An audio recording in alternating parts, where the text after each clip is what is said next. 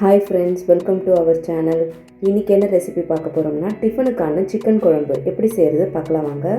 ஒரு பாத்திரத்தில் மஞ்சத்தூள் போட்டு வாஷ் பண்ண சிக்கன், அது கூட ஒரு பெரிய வெங்காயம், ஒரு தக்காளி சின்ன சின்னதாக கட் பண்ணி சேர்த்துக்கலாம்.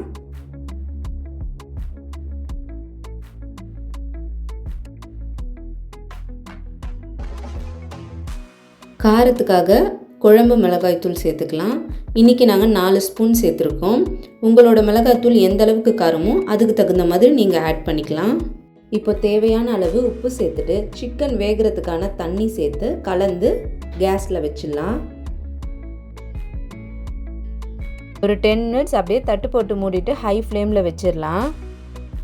இப்போ தட்டு ஓப்பன் பண்ணி பார்த்தீங்கன்னா நல்லா கொதிச்சிட்ருக்கு. இந்த ஸ்டேஜில் நம்ம தாளிக்கிறதுக்கு இஞ்சி பூண்டு பேஸ்ட்டு ரெடி பண்ணிக்கலாம்.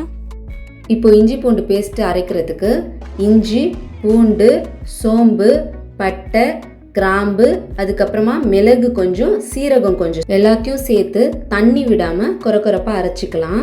தாளிக்கிறதுக்காக பாதி வெங்காயம், பாதி தக்காளி சின்னதாக கட் பண்ணி எடுத்து வச்சுக்கலாம்.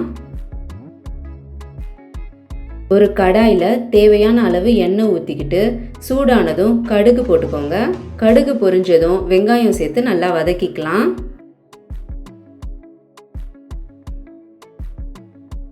கருவேப்பிலை சேர்த்துட்டு நல்லா வதக்கிக்கலாம்.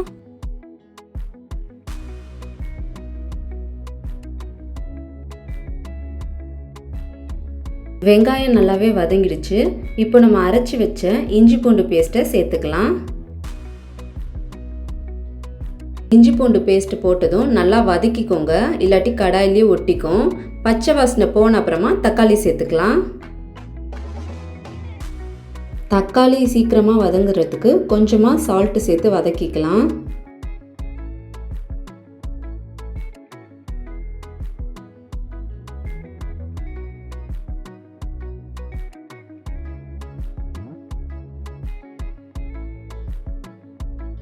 இப்போ பாருங்கள், எல்லாமே ஒன்று சேர நல்லா வதங்கி வந்துடுச்சு.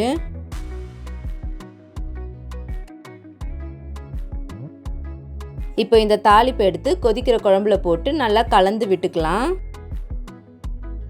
நம்ம சேனலுக்கு சப்ஸ்கிரைப் பண்ணிக்கோங்க, பெல் பட்டனை கிளிக் பண்ணிக்கோங்க. அப்போ தான் நாங்கள் போடுற வீடியோஸ் உங்களை சீக்கிரமாக வந்து சேரும்.